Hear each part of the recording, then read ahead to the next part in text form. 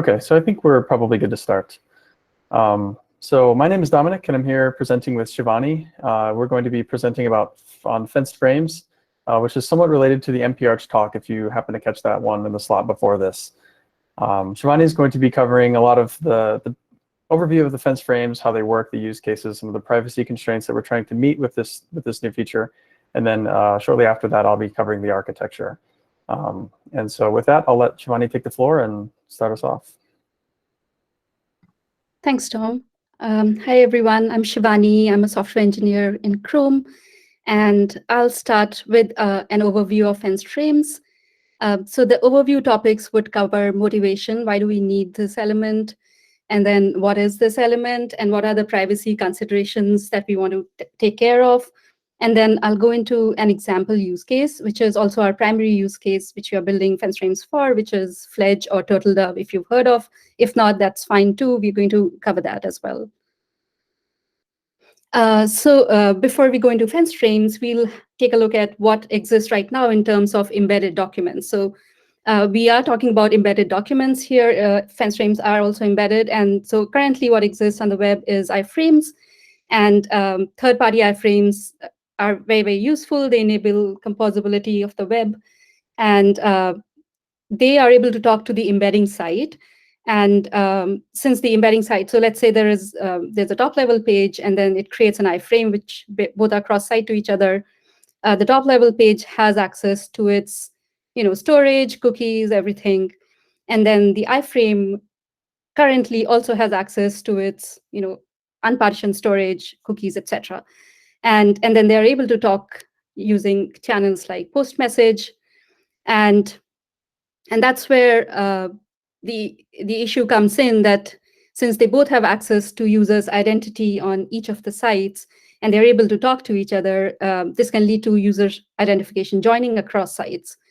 And so iframes we are going to solve it for iframes, and there is a wider effort which is called storage partitioning, which is already ongoing and rolling out in multiple browsers. And so iframes no longer are going to have their unpartitioned storage access, but they will have partitioned storage access. So that means everything that they have is only partitioned by the top-level site they're in, and it's not cross-site. And so that's good. So that solves the issue that exists for iframes. But then there are some use cases which would still need some amount of cross-site information. And so that's where we want some kind of new element. And so these APIs, these new use cases, one of them is TurtleDove or FLEDGE. This is part of the privacy sandbox effort, and it's for interest-based advertising. And the idea here is that the user has certain interests, and so those interests are not partitioned by top-level site. The user's interests are cross-site. And if an ad is shown based on that interest, that would basically mean that that ad is representative of cross-site information. And so that ad should not be telling that cross-site information to the publisher page, to the page on which the ad is being shown. And similarly, the publisher page should not be able to say, hey, here is a user ID of the user on my site, and give it to the ad. So this is where we want something that is not, we want an embedded document that's not able to talk to its embedding page. And that's because it has some cross-site information which is sensitive, and that should not be shared with multiple sites. And so here comes the element, which is fenced frames. And it is a new form of embedded document, and it enforces a boundary between the embedding page and the embedded document, and which we just discussed. And so the user data, which is visible to the two sites, is not able to be joined together. And so in a way, we can think of it as a separate tab, just like two different tabs completely independent from each other, except that this is embedded in another document. So we want to treat it as a separate tab or a top-level browsing context if we see from a spec language perspective. Here's a link to the explainer, and the I2P intent prototype has also been sent on BlinkDev, and here's the link for that as well.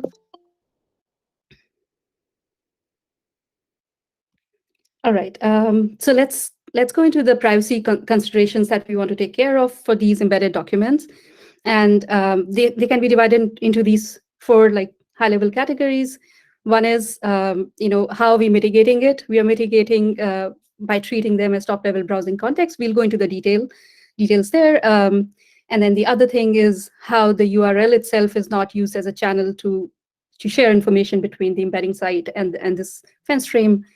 And then again, this fence frame should not be even able to talk to other same origin frames. And we'll talk about that as well. And then about various other side channels. So these are like the four different categories where we want to mitigate communication.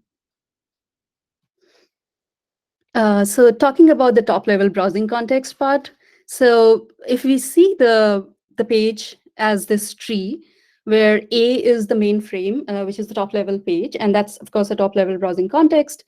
And then it has C, which is a normal regular iframe, and that could have multiple nested iframes from it as well. On the left-hand side of the tree, we see there is B, which is a fence frame. And we can see that it's actually, instead of being a nested browsing context like C, this is a top-level browsing context. And so there is, and this is also a separate browsing context group. And so we can see that there is no channel like post message that is possible between A and B, and not even between A and the iframes which are nested under B. So this whole tree is, the whole tree under B is kind of separated out in a separate browsing context, and it's a separate browsing context group as well. And so if there is window.top, which is done via these nested iframes, the blue ones, they're not going to get A as a result. They're going to get B, which is there. So their view of the tree is only till the fence frame root, and that's it. And similarly, if A tries to access something beneath B, it's not able to know. So that's the first level of defense, or the first channel that we are kind of restricting communication between the main page and the fence frame tree, or even other frames on the page. So anything outside the fence frame tree, really. The second thing is that, what about the URL? So we know that when the embedding page wants to create an embedded document, it's going to give it a source that this is the URL you want to render. But what if that URL itself has user identifying bits being passed? So that's where we want to also make the URL completely opaque to the embedding site. And we'll see later as part of our use case FLEDGE how that's done. But in a nutshell, the browser is responsible for the mapping between an opaque URL, which is using URNUUID in our case, and that's going to map it to an actual URL where the fence frame is created, but the actual URL would actually not be visible outside the fence frame. All that is visible outside the fence frame is this URNUUID. And here's a link to an explainer that talks about this whole flow of this URL. All right, and then so we talked about no cross-origin communication between anything outside the fence frame tree, because they're in a separate browsing context group, and it acts like a top-level browsing context. But what about same origin frames? So there are channels that can actually encompass, like they can span across different browsing contexts if they're same origin. Excuse me. But we need to, excuse me.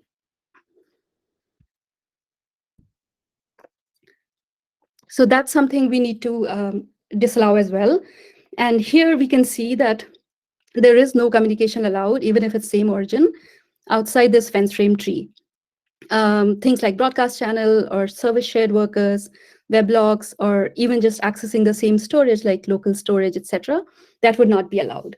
And one approach we can take to achieve that is give the fence frame root opaque origin. And by way of partitioning, the nested iframes which are in that tree are going to get the opaque origin as part of their partitioning key. And so even they won't be able to access anything outside.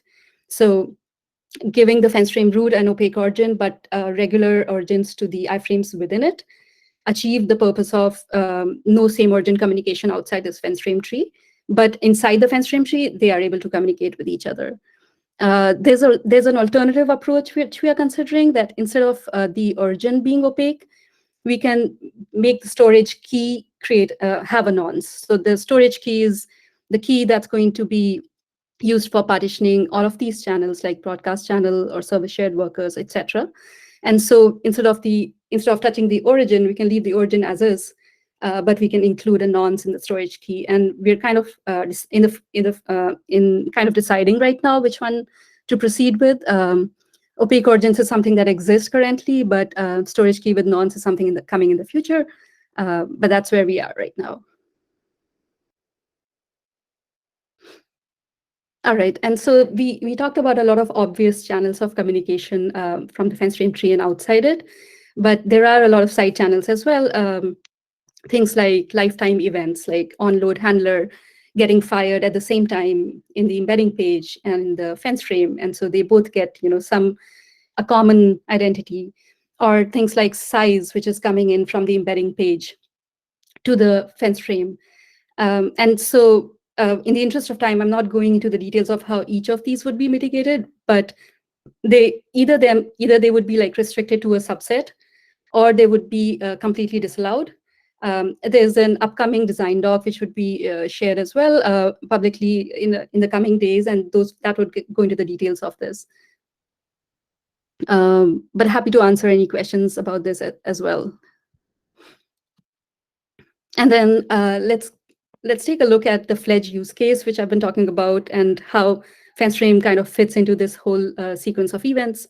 So before the slides, the first step in the slide, I just wanted to say one step happens, which is before this first step here, which is that when the user is browsing across the web and going to multiple sites. So for example, if the user is on a site which is talking about televisions, that user would be added to an interest group, let's say about televisions.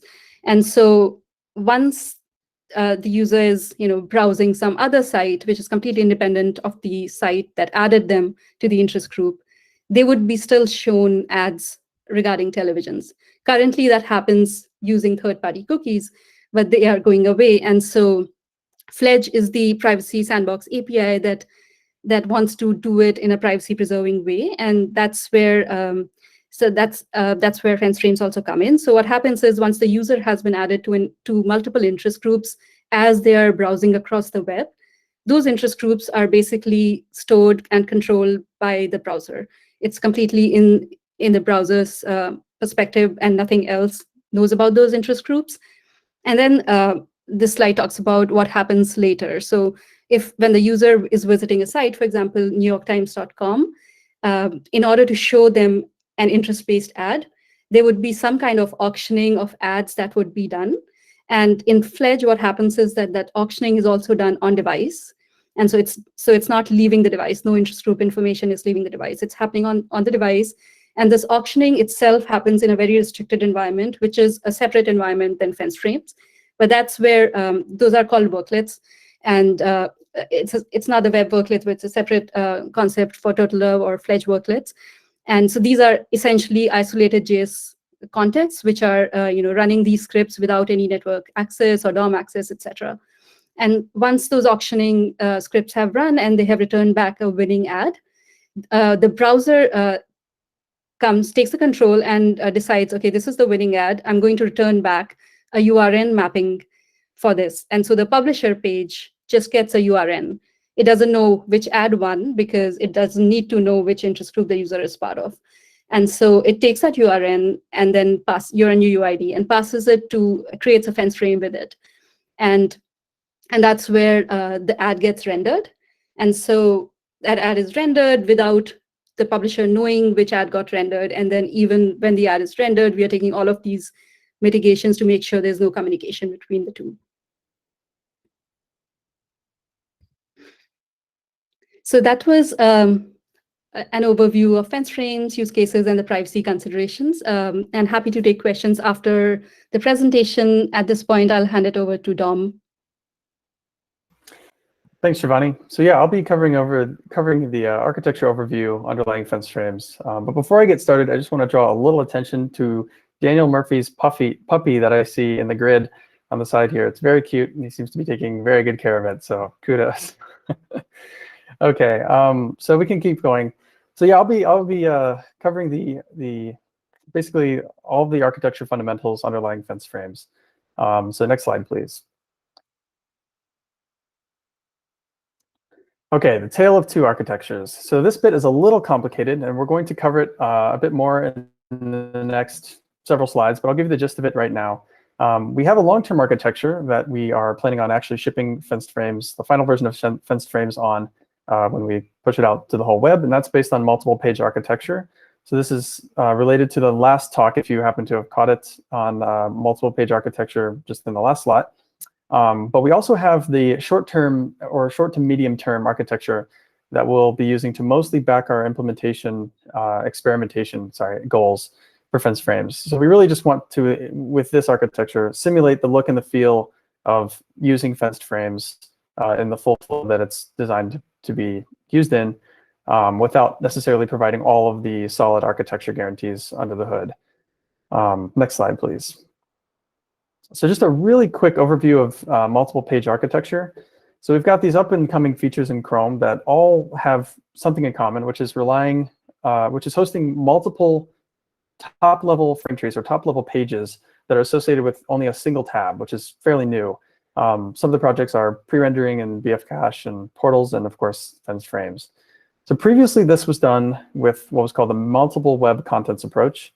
So what does that mean? So in Chrome, we have the content layer, and in the content layer, we have this interface called web contents, which more or less represents all the content stuffed inside of a tab.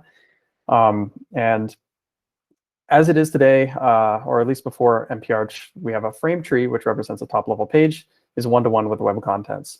And so to support these multi-page projects, the straightforward solution was to basically stuff multiple web contents nested inside of a top primary web contents. And each web contents that was nested would have a page, and that would act as a completely isolated top-level frame tree.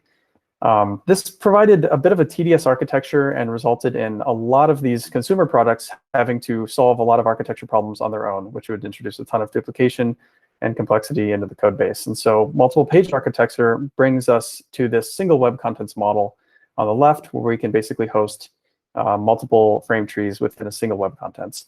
And that's where we want to end up with fence frames and some of these other consumer projects ultimately. Next slide. So fence frames on top of MPArch. So really what this means is that fence frames will be a consumer of this unified architecture that all of these other multi-page-like projects will be built on. And we believe that this is the right primitive to have a nested but top-level page, given the sensitivity of the cross-site data that's going to be hosted within these frames, and therefore the isolation restrictions that are going to be required to ensure that they're handled correctly and protected with care. Fence frames is going to be the first visible consumer of MPArch. So it's going to be the first consumer of MPArch that supports rendering and input and basically user interaction, and is not a behind-the-scenes kind of consumer of MPArch. But what it has in common with all the other MPArch consumer projects is that it basically depends on what we're calling the long-tail progress of MPArch. So MPArch is a huge architecture problem with a project with a ton of assumptions that it breaks in Chrome, and a lot of things that need to be reworked. A lot of features that assume basically one frame tree within a web contents. And so we have this spreadsheet representing the long tail of all these different features that kind of have to be touched or audited or reworked or evaluated to sort of make sure they're up to date for a multi-page world. And this is a really large multi-phase task that's associated with MPArch. And so it's not going to be available immediately. Next slide, please. So here's just a rough overview of the high-level architecture that we are envisioning for fence frames when it's eventually built on top of MPArch. So we can start in the right. We have this newly introduced HTML fenced frame element in Blink. And like other frame-owning elements, it'll own a content frame as well as an embedded content view, which will be used to frame and center pixels that are painted in another process. Going to the left, we can see we have a single web contents and multiple frame trees in that web contents. we have a primary frame tree, which is basically the one that the user sees, and a render frame host impl inside that fence frame will own what's called a content fence frame, which itself will own a fenced frame tree. And this will be responsible for communicating with the frame tree that is nested from a user view perspective in the primary frame tree, but is associated with the outer web content still. The fence frame tree's render frame host will, communicate with the render process as normal, paint some pixels, and then basically forward those to the view, the embedded content view, or at least display them through the embedded content view in the render process that we see on the right. Next slide, please. So let's talk a little bit about some of the benefits that MPArch brings us and our origin trial and experimentation goals. So MPArch provides us this awesome privacy and security guarantee at an architectural level. And like I mentioned, it's sort of dependent on some really foundational architecture work that's being done as part of the long tail effort here. And it's a multi-phase project that won't be available or in a state to ship for quite a while. This is a bit at odds with our origin trial and experimentation goals, which is basically to provide the right API look and feel for early consumers of fence frames so that we can get feedback on what it's like to use a fenced frame as intended in a world without post message and trivial frame tree traversals, basically. And so this has sort of inspired us to come up with, next slide, please, the short or midterm approach where we can basically mock most of the underlying infrastructure of fenced frames while still providing the right look and feel for experimentation and feedback collection purposes. So this architecture is based off of the ShadowDOM. And more or less, we introduce the HTML fence frame element that is going to be shared between our MPArch and our ShadowDOM implementation. But the ShadowDOM implementation has a user agent internal specific shadow root, and inside that root, an internal iframe that we can only basically touch through the HTML fence frame element IDL. So we can basically provide this contract that allows us to solidify the look and feel of the final fenced frame, but while using a different architecture under the hood. And this satisfies pretty much all of our short-term experimentation goals to understand how hard it's going to be for certain business models to adjust to using this kind of architecture. Next slide, please. So this is a rough, a simple diagram of how fence frames is going to be implemented with these two sort of competing architectures. This is taken from the design doc that I have linked at the bottom of this slide. Basically, we have this HTML fence frame element IDL that provides us this contract guaranteeing the correct look and feel of the element. And then this is implemented in C++ like every other Blink element. But then we're having this abstract idea of a fenced frame delegate, which basically will have two implementations. The MPArch delegate, which will communicate in the way that our last diagram showed with the content fence frame and the browser process and everything. And then the ShadowDOM delegate, which is what we're prioritizing in the short term to create this user agent internal shadow root, and then the internal iframe element that goes along with it. Next slide. So this is just a quick overview of the short to mid-term architecture, since it's most relevant in the timeline we're looking at. The pros of this is that, yeah, we get the look and the feel of the fence frame element and by the IO contract that we get, just like every other HTML element. And we get to separate a lot of the isolation that we would be able to get with the long-term fence frames implementation as well, and also provide most of the traversal restrictions like window.top and window.frames and things that allow you to poke outside of the frame. The cons here is that basically we're missing some security and privacy characteristics that will ultimately be present on the long-term fence frames. So we don't have full history and full frame tree isolation. But we think this is pretty sufficient because for non-adversarial consumers of this, we'll get a lot of really great feedback as to what it's like to look and to feel this API out, but without introducing new security and privacy concerns. Next slide. Here's just a quick timeline of how we see fence frames going. Note there are not specific dates affixed to any of these markers because we are still in a bit of an exploration phase, but this is the sequence of events that we depict going on here. So we're first working on the fence frame implementation with the ShadowDOM, as I just mentioned, which basically has this internal iframe element and some origin trial specific logic being implemented. Then we're also working somewhat in parallel on a fence frame version built on MPArch that is incomplete, but at least supports rendering and input. Doesn't solve all the long tail problems. Then we're going to launch our origin trial with fence frames based on the ShadowDOM, so we can get some early feedback on the API and what this world looks like and means for businesses that have to shift in order to use it. Next, we'll be finalizing the spec and the processing model. So before we ship fence frames, we are going to need a spec and the processing model, and to define this in really rigorous terms with the existing standard primitives, and specifying all the network restrictions and whatever else comes along with fence frames. And then finally, we get to ship it. And this is where we basically will be shipping the MPArch implementation under the hood with fence frames. And so that's the rough timeline that we envision going on. But as we all know, things crop up, and who knows what will actually happen in the short term. But this is our envisioned goals. I think that's it. Next slide. Yeah, so we can open the floor up to some questions if we have any, or if there's any time or anything.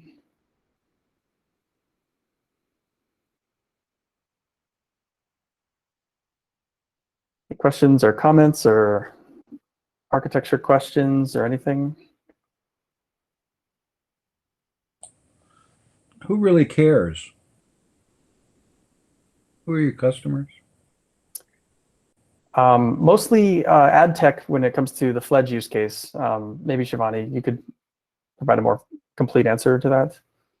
Sure, yeah. Since the advertising industry is going to change a lot because third-party cookies will get blocked, so there would be these new APIs. One of them is FLEDGE, and which are going to continue providing interest-based advertising in the absence of third-party cookies. And so I think most of the advertising ecosystem would care about using FLEDGE to the extent that they want to do interest-based advertising.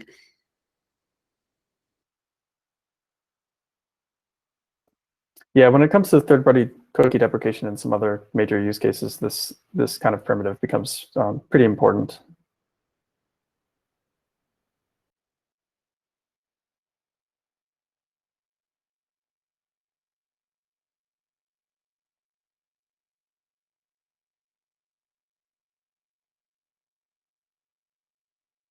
Yep, so I think that basically is it. I'll be sticking around for at least the next couple minutes in case anyone has some lingering last-minute questions. But anyways, thanks for your attention, and hope you enjoyed the presentation.